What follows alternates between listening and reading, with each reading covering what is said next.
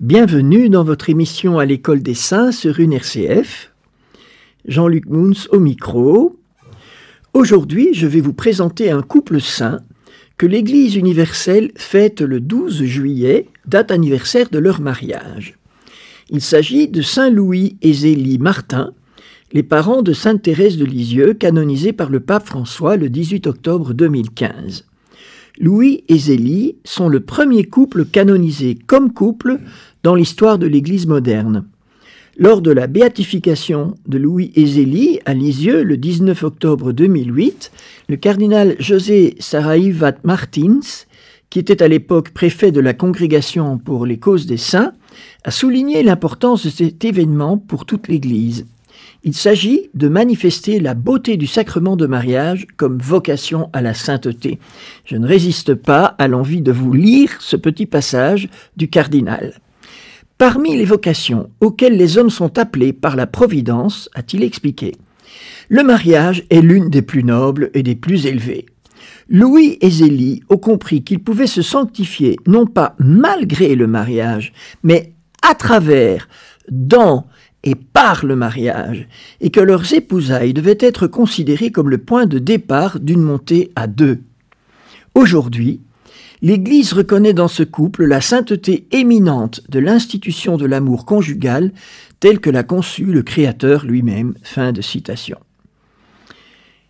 N'est-ce pas magnifique pour tous ceux qui nous écoutent et qui sont mariés de savoir en fait que leur mariage, c'est le terreau de leur sainteté. Je vous répète souvent que les béatifications et les canonisations sont en fait des messages que Dieu nous adresse. Ici, il veut nous indiquer, à travers l'exemple des saints, des chemins qui conduisent au ciel. Avec le témoignage de Louis et Zélie, l'Église nous indique que le mariage n'est pas une vocation au rabais. C'est un sacrement de sainteté à deux, l'un par l'autre, par l'amour conjugal vécu dans la fidélité. Et cela est une immense bonne nouvelle pour tous ceux qui sont mariés, unis par le sacrement de mariage et qui désirent aussi aller au ciel à deux.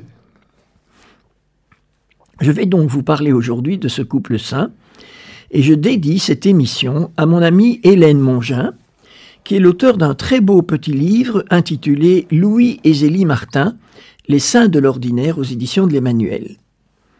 Pour connaître la vie de Louis et Zélie, nous avons aussi la chance d'avoir une abondante correspondance. À l'époque, on s'écrivait beaucoup sur du papier et ça restait. On a les lettres. Louis Martin est né le 22 août 1823 à Bordeaux, où son père, militaire de carrière, est en garnison. Il est le dernier enfant de la famille. Il a 3 sœurs et un frère. Il est baptisé le 28 octobre. Toute son enfance, il pérégrine avec sa famille suivant les garnisons où son père est affecté. Après ses études, Louis apprend le métier d'horloger, mais il est attiré par la vie monastique. Il demande à postuler au monastère du Grand Saint-Bernard, mais il est refusé sous prétexte qu'il ne connaît pas le latin, la langue de la liturgie à l'époque. Il s'installe d'abord à Paris, puis à Alençon, où il ouvre une horlogerie-bijouterie située rue du Pont-Neuf. Pendant 9 années, Louis va vivre une vie de célibataire laborieuse et bien rangée. Chrétien fervent, il participe à la messe quotidienne. Il aime l'adoration du Saint-Sacrement et il aime beaucoup faire des pèlerinages. Il aime aussi la pêche, où plus tard il emmènera sa petite Thérèse. Il est membre d'un cercle d'amis catholiques, le cercle Vital Romais. Il achète une maison entourée d'un jardin, c'est une tour appelée le Pavillon. À 34 ans, il est toujours célibataire.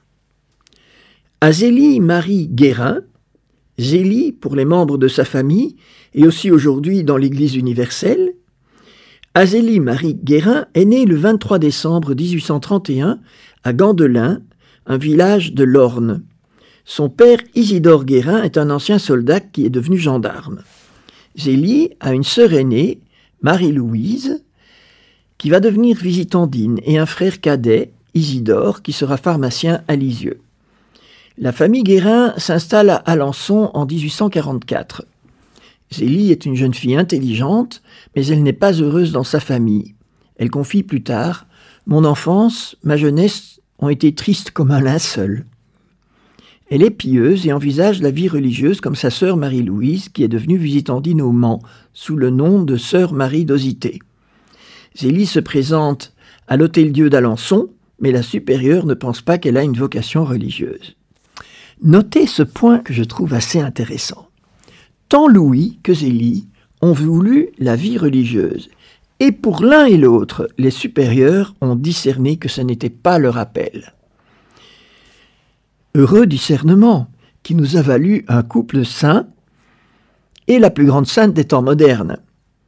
Notez aussi que le fait qu'il soit discerné que votre appel n'est pas dans la vie religieuse n'est pas un échec. L'important est de réaliser sa vocation. Si c'est le mariage, ce sera le lieu de votre sainteté. Et c'est ce que nous montre le couple de Louis et Zélie. Zélie, qui ne peut pas vivre une vie religieuse, doit donc chercher un métier.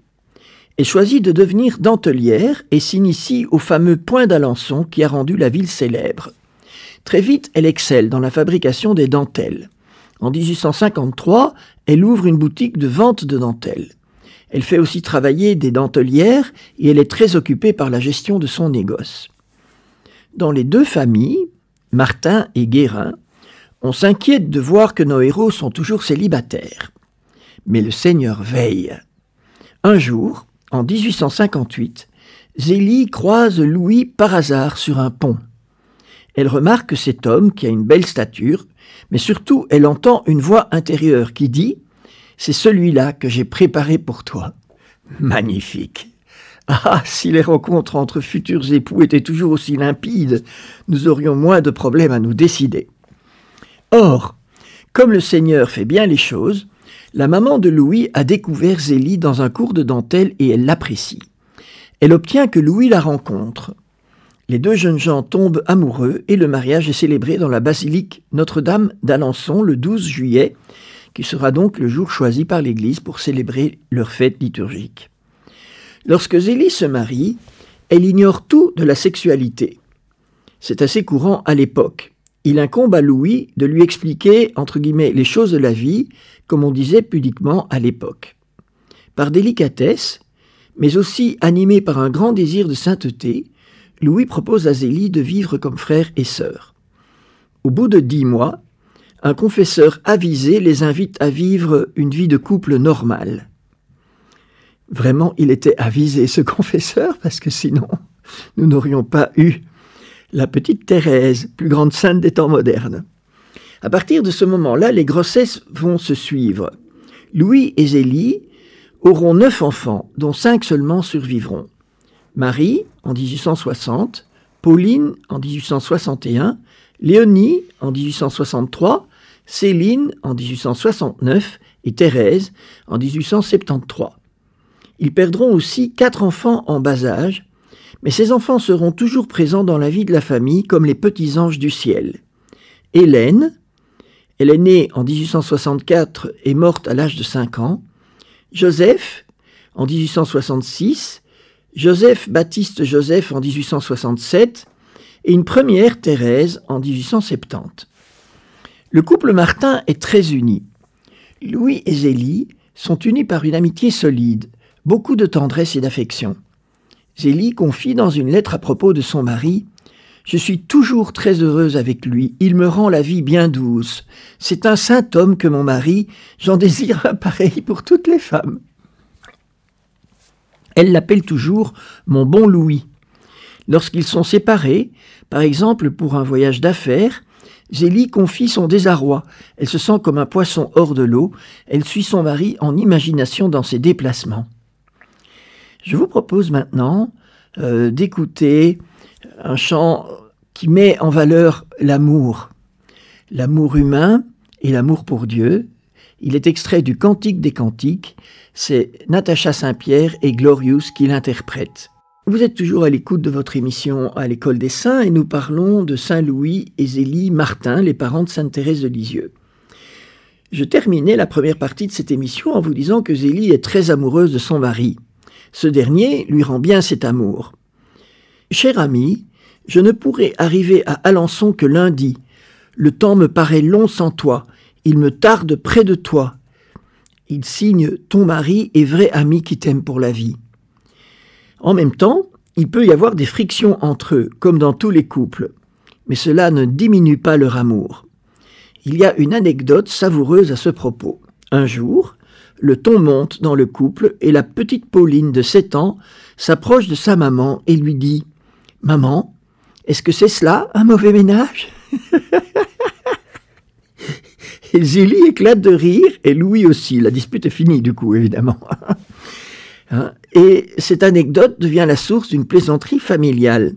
Quand le ton monte entre les deux époux, l'un d'eux s'arrête et dit « Attention, nous allons devenir un mauvais ménage !» Et la paix revient avec l'humour. On ne manque pas d'anecdotes amusantes sur la prise de décision dans le couple. Louis, le chef de famille, mais Zélie sait comment manœuvrer pour arriver à ses fins. En voici un exemple. Marie, la fille aînée, désire ardemment faire une retraite à la Visitation du Mans. Prévenu bien à temps, Louis s'oppose à cette idée. Il n'aime pas les absences de ses enfants, ni les dépenses qui lui paraissent inutiles. Marie se désole. Zélie ne prend pas Louis de front. Elle attend qu'il revienne à de meilleures dispositions. Elle explique à sa fille « Laisse-moi faire. J'arrive toujours à ce que je veux et sans combat. Il y a encore 1 mois d'ici là. C'est assez pour décider ton père 10 fois. » Et en effet, Zélie choisit un bon moment pour en reparler et Louis s'adresse alors à Marie. « Tu désires donc beaucoup faire cette retraite ?»« Oui, papa, répond Marie. »« Eh bien, vas-y. » Et l'affaire est dans le sac. J'aime ce genre de détails qui nous montre un couple normal, qui n'est pas confit en dévotion, qui vit les prises de décision comme beaucoup de couples dans la négociation et aussi le respect total mutuel. Louis et Zélie sont des travailleurs. Ils ne rechignent pas à l'ouvrage. Zélie mène de front sa vie de chef de petite entreprise et de mère de famille nombreuse. Louis n'est pas de reste. À la fin de sa vie, sa douceur fait l'admiration de tous, mais cette douceur est clairement le fruit d'un effort constant. Thérèse dit de lui « À l'exemple de saint François de Sales, il était parvenu à se rendre maître de sa vivacité naturelle au point qu'il paraissait avoir la nature la plus douce du monde. » Fin de citation. Avec la venue de leurs enfants, Louis et Zélie découvrent leur vocation de parents. Zélie écrit quelques années plus tard « Moi j'aime les enfants à la folie, je suis né pour en avoir. » Louis et Zélie se consacrent à l'éducation de leurs enfants qui comprend pour eux la dimension spirituelle. Ils veulent, selon leur propre expression, les élever vers le ciel. On peut dire, a posteriori, qu'ils n'ont pas trop mal réussi. Zélie confie dans une lettre « Nous ne vivons que pour eux. » En effet, les enfants deviennent la priorité du couple et leur éducation comporte de nombreux sacrifices qui sont faits avec joie. Avec Léonie en particulier, ils ont pas mal de fil à retordre, tant à cause de sa santé que de son caractère. Mais il n'y a pas que les enfants. Les époux Martin accueillent aussi leurs vieux parents, d'abord les parents de Louis, puis le père veuf de Zélie. Pour aider Zélie dans son ménage, il y a une bonne que Zélie traite avec beaucoup de déférence. Elle explique « Je ne traite pas mes servantes moins bien que mes enfants. » Cette attitude est inhabituelle dans la France de l'époque et les gens disent à Zélie qu'elle ne sait pas se faire servir. Qu'à cela ne tienne, pour Zélie, l'important, c'est la charité.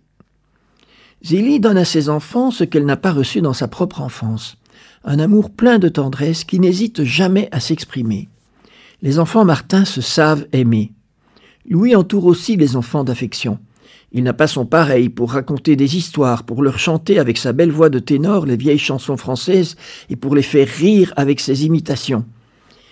On attribue à Louis le fait que Thérèse a été une animatrice de récréation au Carmel hors pair parce qu'elle avait été formée à la maison par son papa.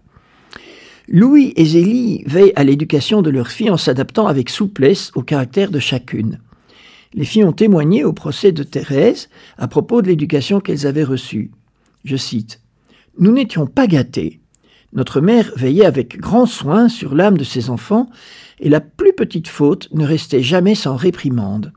C'est une éducation bonne et affectueuse, mais attentive et soignée. » Fin de citation. C'est un grand sacrifice que les Martin décident de faire en envoyant leurs 2 filles aînées, Marie et Pauline, étudier au pensionnat des Visitandines du Mans, chez sœur Marie d'Osité, la sœur de Zélie. Elles vont recevoir là-bas une formation solide, à l'école de Saint-François de Sales, et c'est aussi probablement au contact de leur tante qu'elles découvriront leur vocation religieuse. Une des grandes souffrances de Louis et Zélie réside dans l'éducation de leur fille Léonie. Probablement marquée par le décès de sa sœur Hélène, très proche d'elle, Léonie est une petite fille qui accumule les bêtises, les caprices, les colères. Elle met la patience et l'espérance de ses parents à rude épreuve. Mais les Martin tiennent bon. Louis l'appelle toujours « ma bonne Léonie ». Zélie s'accroche à l'espérance. Lorsque Léonie a 9 ans, elle écrit « Je ne puis qu'analyser son caractère. D'ailleurs, les plus savants y perdraient leur latin. J'espère toutefois que la bonne semence sortira un jour de terre. Si je vois cela, je chanterai mon Nunc dimittis. » Maintenant, tu peux m'en prendre, Seigneur. Il est intéressant de noter que celle qu'on a appelée la pauvre Léonie est la 4e membre de la famille Martin pour laquelle il y a un procès de béatification. Zélie avait raison de dire que Léonie avait bon cœur. La vie familiale de Louis et Zélie n'est donc pas un long fleuve tranquille. Ils connaissent l'épreuve des deuils successifs. C'est toujours un drame de perdre un enfant. N'oublions pas qu'ils en ont perdu 4. L'éducation est aussi un combat et le travail est très prenant. Zélie se couche souvent très tard pour assumer en même temps son rôle de mère attentive et de chef d'entreprise. Elle doit gérer jusqu'à une 20aine d'ouvrières, dont certaines font mal leur travail et ont de surcroît mauvais caractère. Son travail est une véritable école d'abandon. Elle confie à son frère « J'étais comme toi quand j'ai commencé mon commerce de Point d'Alençon. Je m'en suis rendu malade. Maintenant, je suis bien plus raisonnable, je me préoccupe beaucoup moins et me résigne à tous les événements fâcheux qui m'arrivent et peuvent m'arriver. Je me dis que le bon Dieu le permet comme cela et je n'y pense plus. » En 1870, Louis vend son commerce d'horlogerie pour aider Zélie dans la gestion de son entreprise. En fait, par leur labeur, les Martin sont maintenant à la tête d'une petite fortune. Zélie attribue ce succès au respect des commandements de Dieu et en particulier le repos dominical. Louis a été inflexible sur ce point, alors que le dimanche est jour de marché dans la rue de son commerce et que ce serait sans doute une bonne affaire d'être ouvert. Même le confesseur de Louis tente de le convaincre d'ouvrir le dimanche. C'est un comble, mais Louis ne change pas sa ligne de conduite. La charité des époux Martin est légendaire. Louis et Zélie rivalisent d'attention aux pauvres et aux malheureux. Parfois, ce n'est pas sans danger. Louis, bon nageur, sauve plusieurs personnes de la noyade. Zélie engage un combat contre 2 fausses religieuses qui ont séquestré une petite fille qu'elles utilisent pour s'attirer des dons. Cette affaire finit devant la police qui donne gain de cause à la maman légitime, grâce à l'appui de Zélie qui a vu clair dans le jeu trouble des fausses religieuses. Mais toute cette histoire lui vaudra bien des persécutions de la part des 2 femmes qui répandent des calomnies sur Zélie. À partir de 1865 apparaissent les premiers symptômes du cancer du sein, qui va emporter Zélie prématurément. Elle se plaint d'être gênée par une glande au sein. On s'inquiète, mais on ne fait rien, et la situation semble se normaliser. Zélie aura encore 5 enfants, mais elle ne pourra plus nourrir ses bébés et devra les mettre en nourrice chez une brave fermière, Rose Taillet. En 1870, c'est la guerre avec la Prusse. Les soldats prussiens arrivent à Alençon. On impose aux Martin de loger 9 soldats dans leur maison. Dure épreuve pour toute la famille, et spécialement pour Louis, fils de militaire et grand patriote. Mais lorsqu'un de ces soldats commet un vol dans sa bijouterie et qu'il encourt pour cela la peine de mort, c'est Louis qui part le défendre pour lui éviter la peine capitale. Le 2 janvier 1873, c'est la naissance de la petite Marie-Françoise Thérèse que tout le monde appellera Thérèse. Traumatisée par les morts de ses autres enfants, Zélie essaye de garder son nouveau-né à la maison. Mais les choses tournent mal. Elle doit courir chercher la nourrice Rose Taillet qui arrive à temps pour nourrir le bébé et le sauver. Louis et Zélie doivent alors se résoudre à confier leur dernier-né à la nourrice. En été 1876, les symptômes de la maladie de Zélie apparaissent de plus en plus visibles. Elle commence à souffrir. Elle consulte un médecin qui ne lui laisse pas beaucoup d'espoir. Zélie accepte héroïquement la volonté de Dieu. Elle écrit « Le bon Dieu me fait la grâce de ne point m'effrayer. Je suis très tranquille. Je me trouve presque heureuse. Je ne changerai pas mon sort pour n'importe lequel. Si le bon Dieu veut me guérir, je serai très contente, car dans le fond, je désire vivre. Il m'en coûte de quitter mon mari et mes enfants. Mais d'autre part, je me dis, si je ne guéris pas, c'est qu'il leur sera peut-être plus utile que je m'en aille. En attendant, je fais tout mon possible pour obtenir un miracle, et je compte sur le pèlerinage de Lourdes. Mais si je ne suis pas guéri, je tâcherai de chanter tout de même au retour. Mais 2 événements vont encore alourdir la vie difficile de Zélie.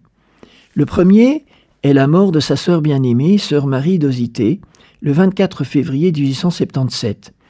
Le second, c'est la découverte du calvaire que Louise, la bonne de la maison, fait subir à la pauvre Léonie. Il s'agit de ce qu'on appellerait sans aucun doute aujourd'hui un véritable harcèlement psychologique. La pauvre Léonie est devenue le souffre-douleur de Louise. Dès qu'ils s'en aperçoivent, Louis et Zélie la congédient. Puis ils sont pris de remords. Ils prennent conseil et réintègrent la bonne en lui interdisant tout contact avec la pauvre Léonie. Louise va s'occuper avec une grande fidélité de Zélie dans sa dernière maladie. Le fameux pèlerinage de Lourdes pour demander la guérison a lieu du 18 au 22 juin 1877. Zélie est accompagnée de Marie, Pauline et Léonie. Mais la guérison tant espérée ne vient pas, et Zélie meurt le 28 août, abandonnée à la volonté de Dieu. « Si la Vierge ne me guérit pas, c'est que mon temps est fait et que le bon Dieu veut que je repose ailleurs que sur la terre », a-t-elle écrit dans sa dernière lettre. À la mort de la maman, la vie de toute la famille est bouleversée. Louis se retrouve à la tête d'une famille de 5 filles. Isidore, le frère de Zélie et sa femme Céline, insistent pour que toute la famille déménage à Lisieux, où Isidore est installé avec sa pharmacie. Louis fait ce sacrifice pour le bien de ses filles. Et c'est un sacrifice énorme. Il renonce à Alençon, où sont enterrés sa femme et tous ses proches. Il renonce à son fameux pavillon, à ses amis, à ses souvenirs, pour repartir à zéro dans une ville inconnue. Le 15 novembre, soit seulement 2 mois et demi après la mort de Zélie, toute la famille Martin s'installe dans une jolie petite maison de Lisieux, les Buissonnets. Louis se ménage un espace de prière et d'étude au sommet de la maison. C'est son belvédère. Il y passe de nombreuses heures en prière. Il confie plus tard à ses filles « La pensée de votre mère me suit constamment ». Je vous propose maintenant d'écouter un chant qui est une poésie de Thérèse mise en musique. « Aimer, c'est tout donner ». Elle est interprétée par Sylvie Buisset et la communauté des Béatitudes. Vous êtes toujours à l'écoute de votre émission à l'École des Saints. Jean-Luc Mouns au micro, je vous présente un saint couple, Louis et Zélie Martin. Et nous sommes arrivés au moment où Zélie est décédée et toute la famille doit déménager à Lisieux. Et c'est ce déménagement qui fait que Thérèse s'appellera plus tard Thérèse de Lisieux. Marie, l'aînée de la famille, prend la direction du ménage. Elle attend de l'aide de sa maman depuis le ciel. Léonie et Céline choisissent Marie comme maman de substitution.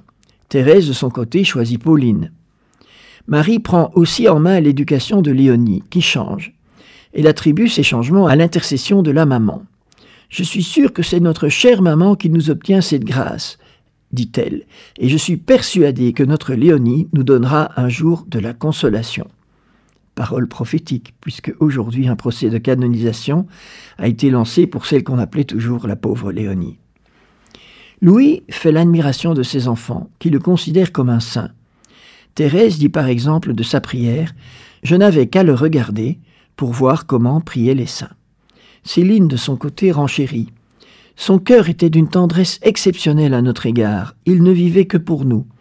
Il n'y a pas de cœur de mère qui le surpasse. Avec cela, sans faiblesse. » Depuis longtemps déjà, Pauline est attirée par la vie consacrée. Elle pense d'abord à la visitation, comme sa tante, mais finalement, elle reçoit l'appel à entrer au Carmel. En février 1882, Pauline annonce à son père qu'elle désire entrer au Carmel. Elle y entre le 2 octobre 1882 avec le plein accord de Louis. C'est un sacrifice pour lui. Il demande même « Est-ce que je te reverrai encore ?» Car à l'époque, lors des visites au parloir, les carmélites restent cachés par un voile. L'entrée de Pauline au Carmel provoque un séisme pour la petite Thérèse âgée de 10 ans. Elle perd pour la deuxième fois sa maman. C'est ainsi qu'en mars 1883, Thérèse tombe gravement malade. C'est une terrible épreuve pour Louis, car très vite les médecins s'avouent impuissants à traiter la maladie de sa benjamine. Alors, selon sa propre expression, il prend le ciel d'assaut pour sauver son enfant. Il fait dire entre autres une neuvaine de messe à la basilique Notre-Dame des Victoires à Paris, à laquelle il est très attaché. C'est pendant cette neuvaine que la petite Thérèse est guérie par le fameux sourire de la Vierge. Marie, de son côté, a rencontré un père jésuite, le père Pichon, qui devient son directeur spirituel et qui va d'une certaine manière accompagner toute la famille, y compris la petite Thérèse. Marie sent elle aussi l'appel au Carmel, mais elle attend et permet ainsi à Louis de faire un pèlerinage avec un ami qui le mène jusqu'à Constantinople. Toute sa vie, Louis a aimé faire des pèlerinages. En 1886, Marie se décide à son tour à annoncer sa vocation au Carmel à son père. Louis ne s'y attend pas du tout. Le coup est rude pour lui. Il va perdre celle qu'il appelle son diamant. « Le bon Dieu ne pouvait me demander de plus grands sacrifices, lui dit-il. Je pensais que tu resterais toujours avec moi. » Sur ces entrefaits, Léonie entre par surprise chez les Clarisse. Un autre choc pour Louis, mais il la soutient de tout son cœur, y compris quand elle revient après 1 mois à la maison, n'ayant pas supporté les austérités de la vie religieuse des filles de Sainte-Claire. Le 15 octobre 1886, fête de Thérèse d'Avila, Louis conduit son aîné au Carmel. Céline, qui a 17 ans, prend le relais dans la gestion de la maison. Le pauvre Louis n'est pas au bout de ses sacrifices. Début mai 1887, il est victime d'une attaque. Tout son côté gauche est engourdi, sa langue pâteuse. Mais il part néanmoins à la messe de 7 heures. C'est le premier symptôme de la maladie qui va l'emporter, une artériosclérose cérébrale accompagnée de crises d'urémie qui ont à un certain moment provoqué jusqu'à la perte de ses facultés intellectuelles. À partir de cet accroc, Louis devient de plus en plus fatigable. Il est parfois pâle à faire peur. Le jour de la Pentecôte 1887, le 29 mai, sa petite reine, Thérèse, lui annonce à son tour son désir d'entrer au Carmel. Nouveau choc inattendu, mais Louis entre dans le désir de sa fille et va tout faire pour qu'elle puisse entrer au Carmel à 15 ans comme elle le souhaite. Il remue ciel et terre, il accompagne sa fille chez l'évêque, il l'emmène en pèlerinage à Rome pour qu'elle puisse demander au pape Léon XIII la permission de rentrer au Carmel. Sans son appui indéfectible, Thérèse ne serait entrée au Carmel qu'à 21 ans. La famille est marquée par un acte du pape à l'égard de Louis. Présenté comme le père de 2 carmélites, le Saint-Père Léon XIII lui impose longuement les mains. Thérèse dira plus tard, à la lumière des événements qui vont suivre, le pape l'a marqué d'un sceau mystérieux au nom du Christ lui-même. Le 9 avril 1888, Louis gravit une nouvelle fois la montagne du Carmel. Il vient donner une 3e fille, Thérèse, sa petite reine. On le compare à Abraham, qui n'hésite pas à sacrifier son enfant à la demande de Dieu. Et Louis répond « Oui, mais je l'avoue, je l'aurais élevé lentement en espérant l'ange et le bélier. » Donc, il aurait levé lentement le couteau. Parce que ça veut dire que jusqu'au dernier moment, il a quand même espéré que le Seigneur lui laisse 1 ou 2 filles autour de lui. Rappelons en effet qu'Abraham n'a pas dû sacrifier son fils Isaac, car un ange lui a indiqué au dernier moment un bélier dont les cornes étaient prises dans un buisson. Et c'est ce bélier qui a été sacrifié. Et donc rien de tel pour le pauvre Louis. Il n'a pas eu une offrande de rechange. Il a été jusqu'au bout pour offrir sa 3e fille au Seigneur. Mais Léonie n'est pas de reste. Elle essaye maintenant d'entrer à la Visitation du Mans, là où a vécu sa tante Marie d'Osité. C'est un nouvel échec pour raison de santé, mais la famille ne doute pas. Un jour, Léonie sera visitandine. Nous arrivons à la dernière partie de la vie de Louis, qui commence par l'offrande qu'il va faire de toute sa vie au Seigneur. Avant de développer ce dernier sacrifice de Louis, écoutons cet intermède musical « Jésus, je t'aime et je me donne à toi », un chant d'Anne-Sophie Rame dans la collection Graines de Saint. Thérèse, dis-nous en qui tu crois. Jésus, je t'aime et je me donne à toi. Une parole que sans aucun doute, Saint Louis Martin a dû dire de nombreuses fois. Vous êtes à l'écoute de votre émission À l'école des saints, Jean-Luc Mouns au micro, et je suis arrivé à la dernière partie de la vie de Saint Louis Martin, le papa de Sainte Thérèse. En mai 1888, Louis se rend à Alençon comme il a coutume de le faire. Dans la cathédrale, il reçoit une grâce insigne qu'il raconte à ses filles au parloir du Carmel. J'ai reçu dans l'église Notre-Dame de si grandes grâces, de telles consolations, que j'ai fait cette prière. Mon Dieu, c'en est trop. Oui, je suis trop heureux. Il n'est pas possible d'aller au ciel comme cela. Je veux souffrir quelque chose pour vous.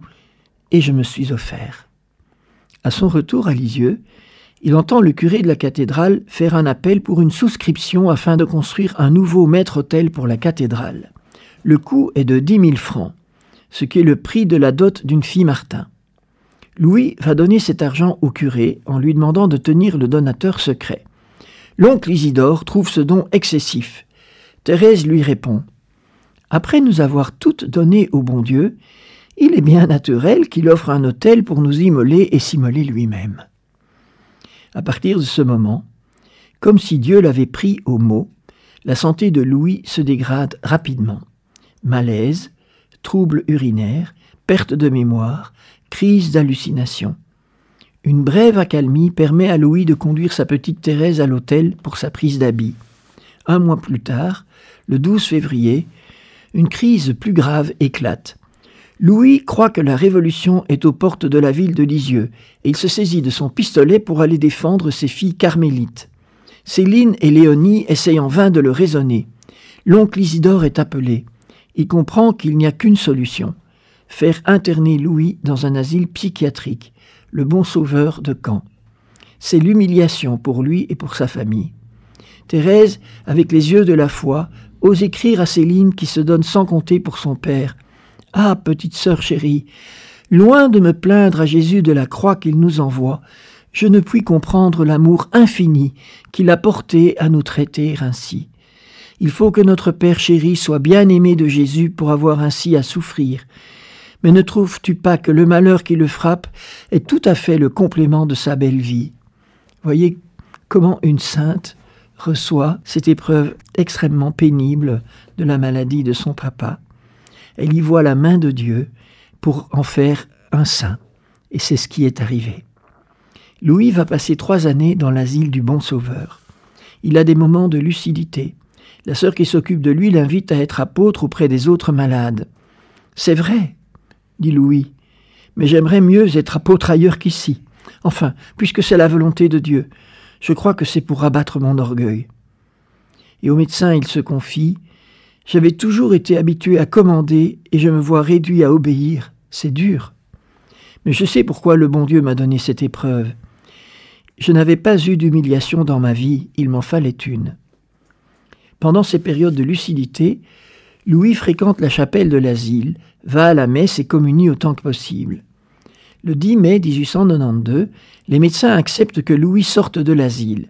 Il n'est plus un danger, ni pour lui-même, ni pour les autres. Il a perdu l'usage de ses jambes. On le voit désormais dans un fauteuil roulant. Louis peut retourner une dernière fois au Carmel. Il n'arrive pas à parler, mais il paraît tout comprendre. Au moment de quitter le parloir, Louis arrive à dire 2 mots avec son index pointé vers le haut. « Au ciel !» Isidore et Céline Guérin s'occupent avec beaucoup d'amour du vieux monsieur Martin. Ils l'accueillent en été dans leur propriété, le château de la Musse. Et c'est là qu'il meurt, le dimanche 29 juillet, après avoir fixé Céline avec une tendresse qu'elle n'oubliera jamais. Il va rejoindre sa chère épouse Zélie, qu'il a tant aimée, et ses enfants déjà arrivés au ciel. Toutes les filles Martin ont toujours considéré leurs parents comme des saints. Thérèse elle-même a fait en quelque sorte leur publicité en disant « Le bon Dieu m'a donné un père et une mère plus dignes du ciel que de la terre. » Ce compliment, venant d'une grande sainte elle-même, a fini par porter son fruit. Des pétitions et des milliers de lettres ont été envoyées pour demander l'ouverture du procès de béatification de Louis et Zélie. Finalement, l'Église a ouvert 2 procès séparés, puis les a réunis en un seul, et le 18 octobre 2015, le pape François a canonisé ce couple qui a tant souffert et dont l'amour a donné à l'Église une sainte magnifique, Sainte Thérèse de l'Enfant Jésus et de la Sainte Face, et peut-être bientôt une autre bienheureuse, Léonie. Louis et Zélie n'ont pas été canonisés parce qu'ils étaient les parents d'une sainte. Ils ont été canonisés parce que leur vie elle-même a été sainte, à travers toutes les épreuves, y compris la maladie. Ils ont été fidèles l'un à l'autre et au Seigneur. Ils nous montrent la force merveilleuse du sacrement de mariage, qui n'est pas une vocation au rabais, mais une véritable vocation à la sainteté. Puissent tous les couples qui m'écoutent ressentir cet appel à devenir des saints à deux, l'un par l'autre, l'un avec l'autre, l'un pour l'autre.